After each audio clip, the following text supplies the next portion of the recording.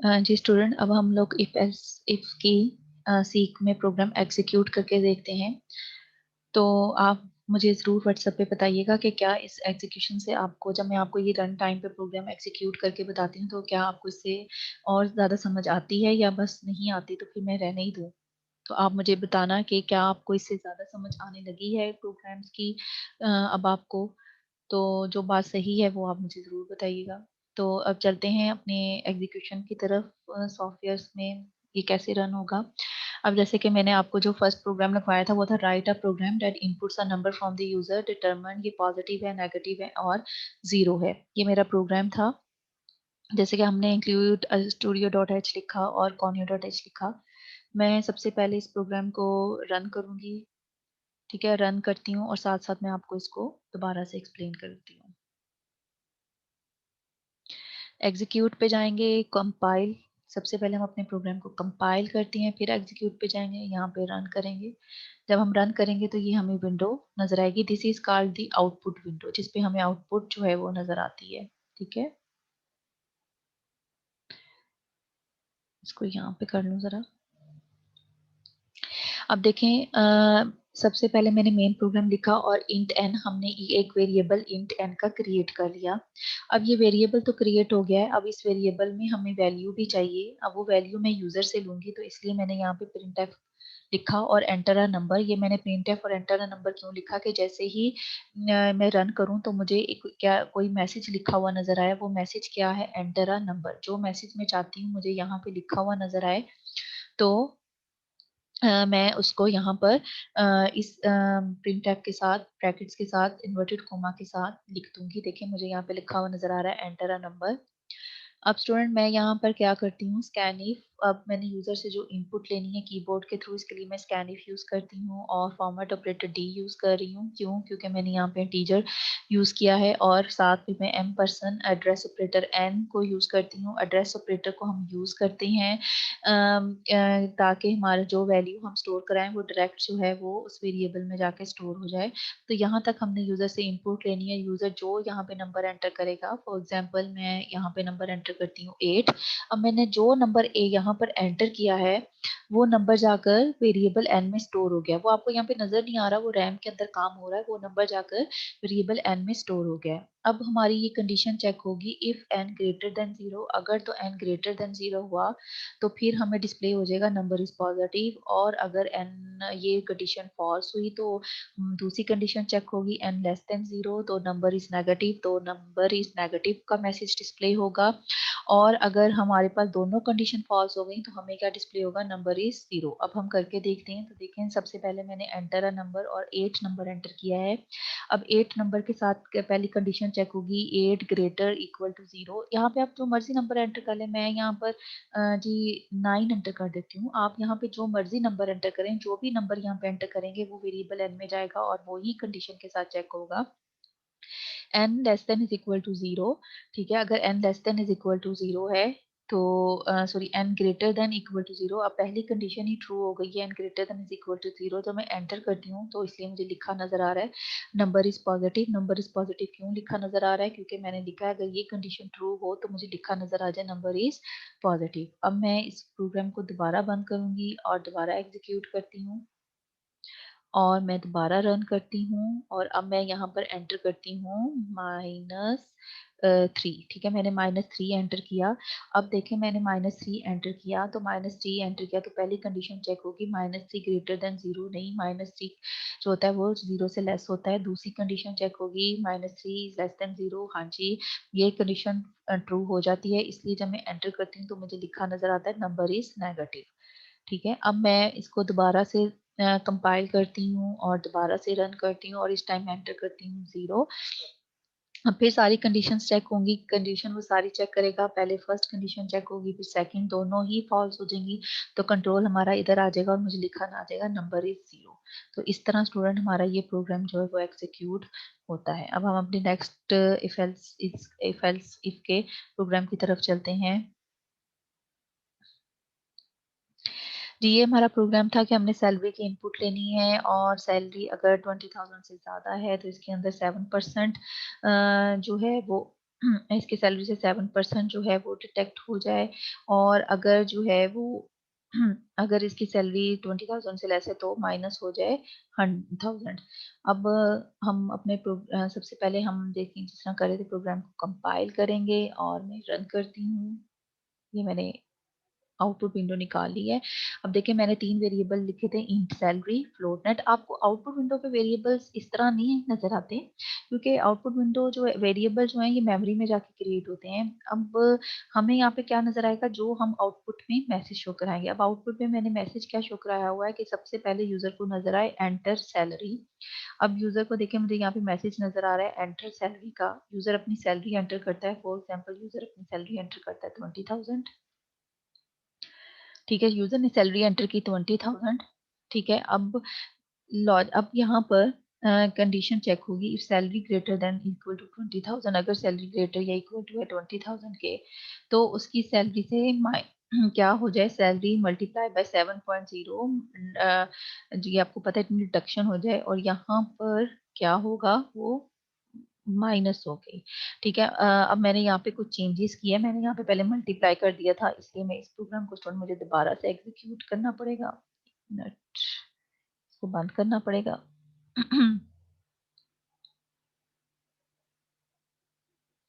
ठीक है, मैंने इसको दोबारा एग्जीक्यूट किया क्योंकि मैंने यहाँ पे पहले मल्टीप्लाई लिख दिया था, यहाँ पे माइनस आएगा क्योंकि उसने मुझे कहा था यहाँ पे डिटेक्ट करनी है सैलरी में से वैल्यू। तो मैं इसे दोबारा रन करती हूँ और मैं दोबारा सैलरी ऐड करती हूँ जी 20,000। अब इसने ऐड कर दिया है, 1 मिनट जी। मैं 20,000 ऐड की, एंटर सैलरी का मैसेज आया और यूजर से मैंने इनपुट ले ली 20,000। अब यहाँ पर मैं चलेगा, अगर सैलरी 20,000 इक्वल टू 20,000 है तो उसकी से डिडक्ट हो जाएगा 7%। डिडक्शन का फार्मूला है salary multiply by 750 100 minus salary, और वो सैलरी नेट वेरिएबल में आ जाएगी। और अगर उसकी सैलरी 1000 से कम है, 10,000 से कम ज्यादा है, ठीक है, और 20,000 से कम है, तो उसकी में डिडक्ट हो जाएगा 100,000 डिडक्ट होगा। और अगर उसकी सैलरी उससे भी कम है तो जो सैलरी उसने डिस्प्ले लिखी है वही जो है वो डिस्प्ले हो जाएगी। तो अब स्टूडेंट देखें, अगर मैं 20,000 लिखती हूँ तो मैंने पहली कंडीशन क्या लिखी, अगर सैलरी ग्रेटर या इक्वल टू 20,000 हो तो उसकी सैलरी से डिडक्ट हो जाएगा 7%, और वो 7% होकर नेट में आ जाएगी और वो हमें डिस्प्ले हो जाएगी। तो आप ये देखें, यहाँ पे मुझे आ रहा है योर नेट सैलरी इज 18,600। मुझे 18,600 क्यों आ रहा है, क्यों, क्योंकि 20,000 में से 7% जो है वो निकाल दिया गया है। अब मैं इसी को ही एग्जीक्यूट करती हूँ दोबारा प्रोग्राम को, और मैं रन करती हूँ। और अब मैं जो अपनी सैलरी ऐड करूंगी वो मैं करती हूँ 11,000। ठीक है, मैंने 20,000 से कम और 10,000 से ज्यादा की। ठीक है, अब पहली कंडीशन चेक होगी, अगर सैलरी मैंने सैलरी जो है ग्रेटर इक्वल टू 20,000 है तो मैंने यहाँ पे 11,000 एंटर कर दी है। अब ये 11,000 की वैल्यू जो है ये ग्रेटर नहीं है, तो इसलिए ये वाली कंडीशन तो फॉल्स हो गई। अब वो दूसरी कंडीशन पे आ जाएगा कि अगर सैलरी ग्रेटर या इक्वल टू है 10,000 की, तो अब मेरी सैलरी जो है वो 10,000 से तो बड़ी है, 11,000 है, तो इसमें से क्या होगा, इसमें से 1,000 माइनस होगा और वो नेट के अंदर आ जाएगी और वो नेट सैलरी हमें डिस्प्ले हो जाएगी। यहाँ पे मैं लिखा हुआ, अब मैं करती हूँ तो देखें मुझे क्या आ रहा है, मुझे जो नेट सैलरी 10,000, क्योंकि 1,000 उसने यहाँ पे माइनस कर दिया। क्यों माइनस किया मैंने, ये देखें यहाँ पे जो इंस्ट्रक्शंस लिखी हुई थी, देखें जो इंस्ट्रक्शंस मैंने इस प्रोग्राम में लिखी हुई थी वही उसने एग्जीक्यूट की और मुझे 10,000 जो था वो डिस्प्ले करा दिया। अब मैं दोबारा से इसको बंद करती हूँ और एग्जीक्यूट करती हूँ, इसको रिकम्पाइल करती हूँ और दोबारा से रन करती हूँ। तो अब मैं अपनी सैलरी ऐड करती हूँ 8,000। अब देखें मैंने 8,000 एंटर की, तो अब देखें पहली कंडीशन भी फॉल्स हो गई और दूसरी कंडीशन भी फॉल्स हो गई और मेरा कंट्रोल इस एल्स वाले पर आ जाएगा। और हमने लिखा है कि अगर सैलरी 10,000 से कम हो तो इसकी सैलरी में से कोई भी डिडक्शन नहीं आएगी, तो इसलिए मुझे यहाँ पर आ रहा है योर नेट सैलरी इज 8,000। तो स्टूडेंट इस तरह आपका ये प्रोग्राम जो है वो काम करता है। मैं उम्मीद करती हूँ कि इसकी इस एग्जीक्यूशन से आपको और अंडरस्टैंडिंग हो रही होगी कि किस तरह आपका जो प्रोग्राम है वो वर्क कर रहा है। ठीक है, तो अब हम अपने नेक्स्ट प्रोग्राम की तरफ चलते हैं।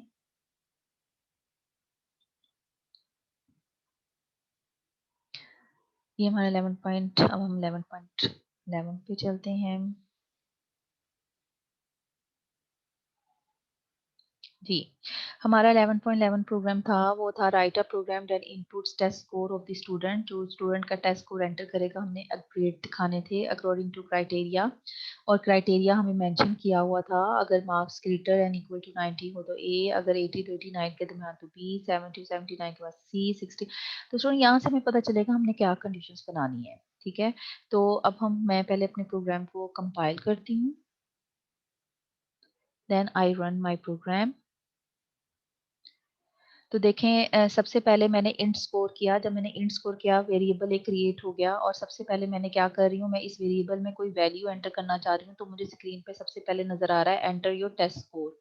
अब मैं ये वैल्यू यूजर से इनपुट के तौर पे लूंगी, यानी मैं कीबोर्ड से इनपुट कराना चाह रही हूँ। तो वो इनपुट हम कैसे लेंगे, स्कैनिफ। यहाँ पे मैं स्कैनिफ का फंक्शन यूज किया और फॉर्मेट ऑपरेटर डी डाला, स्कोर डाला। अब मैं यहाँ पे वैल्यू एंटर करती हूँ, चलें 74 एंटर कर देती हूँ। अब 74 को वो चेक करेगा कंडीशंस के साथ। अब पहली कंडीशन के साथ, अब पहली कंडीशन फॉल्स हो जाएगी, इसलिए हमें ग्रेड ए डिस्प्ले नहीं होगा। एल्स इफ अगर हमने दूसरी कंडीशन को चेक करती हूँ, ये भी फॉल्स हो जाएगी, इसलिए ग्रेड बी डिस्प्ले नहीं होगा। अब तीसरी कंडीशंस को मैं करती हूँ, तो ये ट्रू हो जाएगी। तो देखते हैं हमें क्या डिस्प्ले हो रहा है, वो कह रहा है यू ग्रेडेड सी। तो इस तरह ये ग्रेड जो है डिस्प्ले होता है। अब हम इसमें और इसको दोबारा से कंपाइल करते हैं और मैं रन करती हूँ और अब मैं एंटर करती हूँ 65। ठीक है, अब देखिए मैंने 65 एंटर किया है। तो 65 एंटर किया है तो मेरा ये वाली कंडीशन ट्रू होती है, score greater and equal to 60। अगर स्कोर ग्रेटर इक्वल टू 60 का हो तो मुझे प्रिंट करा दे योर ग्रेड इज डी। तो देखिए मुझे क्या हो रहा है, योर ग्रेड इज डी।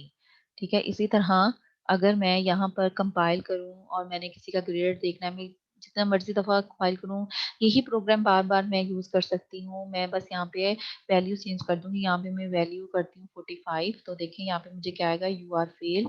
क्योंकि अब मुझे यहाँ पर आ रहा है कि अगर किसी के मार्क्स जो हैं वो इनमें से कोई भी कंडीशन फुलफिल नहीं हो रही, तो आपको पता है कंट्रोल इस लास्ट वाले पर आ जाएगा, तो ये कि यू आर फेल।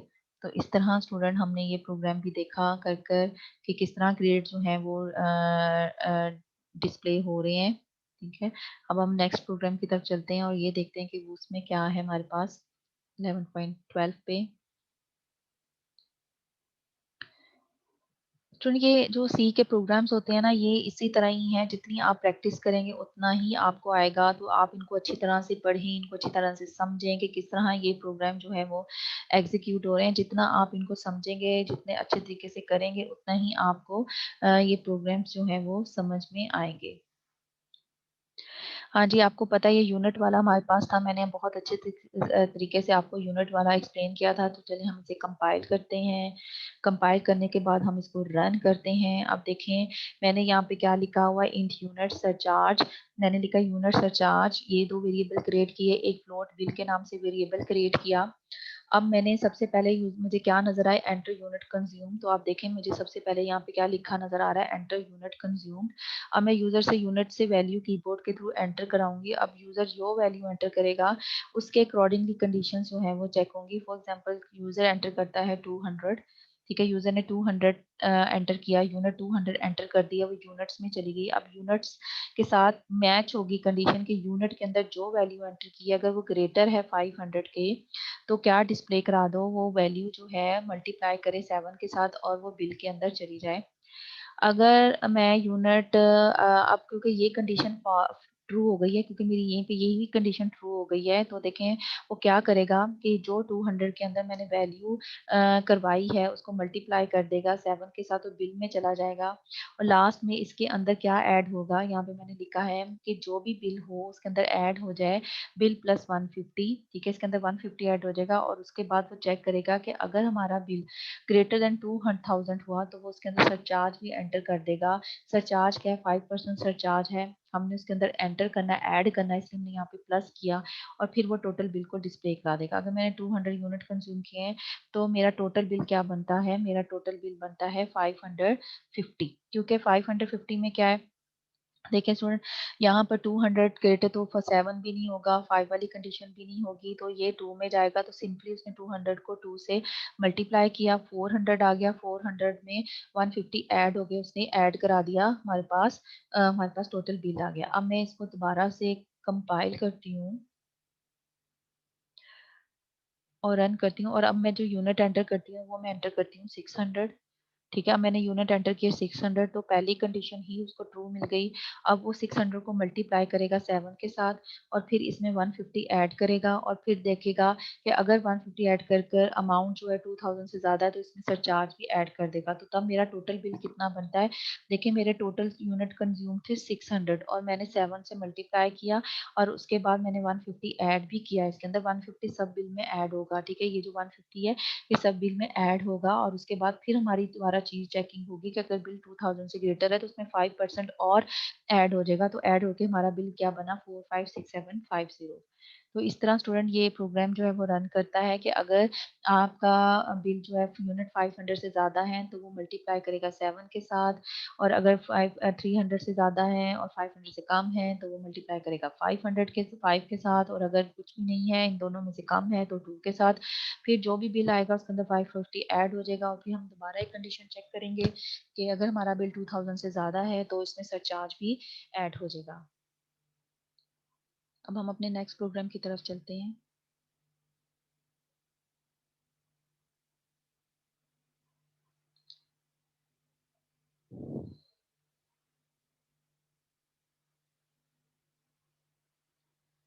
थोड़ा सा टाइम लगता होता है इसको ओपनिंग करने में।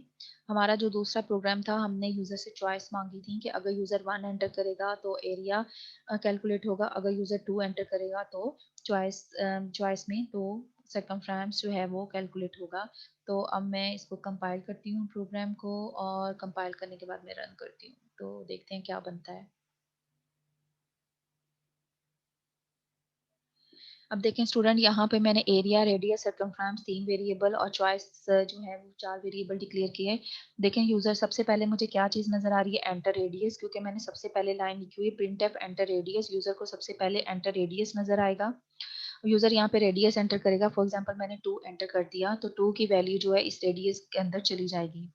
मैं एंटर करूंगी तो वो मुझे कह रहा है enter 1 for area and 2 for circumference. अगर मैंने एरिया मालूम करना है तो मैं 1 एंटर करूं, और अगर मैंने 2 एंटर सर्कमफ्रेंस मालूम करना है तो 2 एंटर करूं, क्योंकि मैंने यहाँ पर लिखा हुआ है print F enter 1 for area and 2 for circumference. देखिए मुझे वही चीज नजर आ रही है, एंटर 1 फॉर एरिया और 2 फॉर सर्कमफ्रेंस। अब वो यहाँ पर जैसे मैं एंटर करूंगी तो वो यहाँ पर इस चॉइस को लेगा और चेक करेगा। अगर मैंने 1 एंटर किया है तो वो रेडियस को एरिया को कैलकुलेट करेगा। अगर वो 2 मैंने 2 एंटर किया है तो वो सर्कमफ्रेंस को एंटर करेगा। जैसे अब मैंने यहाँ पे मैं 1 एंटर करती हूँ और कैलकुलेट करती हूँ तो वो मुझे दिखा रहा है एरिया 12.56। उसने एरिया को कैलकुलेट करके मुझे दिखा दिया क्योंकि मैंने यहाँ पर 1 एंटर किया था। तो अगर मैंने 1 एंटर किया था तो वो क्या कर रहा है, रेडियस को मल्टीप्लाई कर रहा है रेडियस के साथ, मल्टीप्लाई बाय 3.141। ये एरिया का फार्मूला है और देखिए मुझे एरिया जो है वो डिस्प्ले हो गया। अब मैं इसको दोबारा से कंपाइल करती हूँ और मैं इसको रन करती हूँ।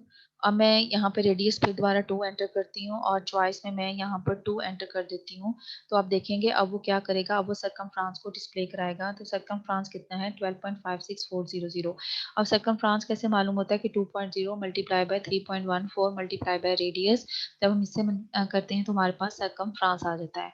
तो स्टूडेंट ये हमारे पास तरीका होता है रेडियस मालूम करने का। ठीक है, हम अपना नेक्स्ट प्रोग्राम करते हैं।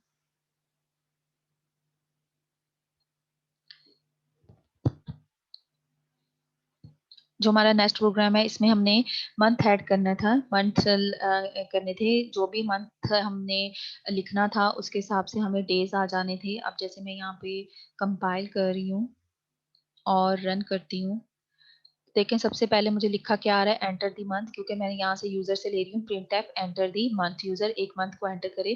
फॉर एग्जांपल यूजर 4 एंटर कर देता है।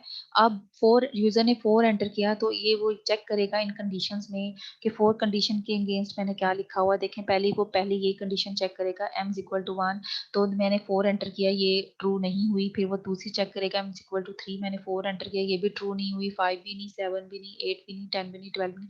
तो इसमें से कोई भी कंडीशन जो है वो ट्रू नहीं हुई। इस वजह से वो प्रिंट एफ 31 डेज नहीं डिस्प्ले कराएगा। अब वो सेकंड की तरफ आएगा तो देखिए यहाँ पे उसको 4 मिल रहा है तो इसलिए वो प्रिंट एफ करा देगा 30। तो अगर मैं एंटर करती हूँ तो देखिए उसने मुझे क्या डिस्प्ले करा दिया, उसने मुझे डिस्प्ले करा दिया है 30 डेज। ठीक है, यहाँ पे उसने 30 डेज जो है मुझे डिस्प्ले करा दिया है। ठीक है, तो ये 30 डेज हो गया। अब हम इसको बंद करते हैं और मैं इसको दोबारा से कंपाइल करती हूँ और इसको दोबारा से रन करती हूँ। तो मैं यहाँ पर एंटर करती हूँ 5। तब देखिए मैंने 5 एंटर किया है तो वो मुझे क्या डिस्प्ले करा रहा है, वो मुझे 31 डेज डिस्प्ले करा रहा है। क्यों? क्योंकि अब उसको इन कंडीशंस में से एक कंडीशन जो है वो ट्रू हो गई है 5 की, तो इसलिए उसने मुझे यहाँ पे 31 डेज जो था वो डिस्प्ले करा दिया। क्योंकि इसे जब ये इनमें से कोई कंडीशन ट्रू हो जाएगी तो वो 31 को डिस्प्ले कराएगा। और यहाँ पे मैंने लॉजिकल ऑपरेटर्स को यूज किया है। इस कंडीशन के अंदर हम ऐसे लॉजिकल ऑपरेटर्स को यूज करते हुए भी कंडीशन बना सकते हैं। मैं दोबारा कंपाइल करती हूँ और मैं रन करती हूँ और अब मैं एंटर करती हूँ 34 एंटर किया। तो देखें वो मुझे कह रहा है इनवैलिड मंथ, क्योंकि ये कोई मंथ नहीं है।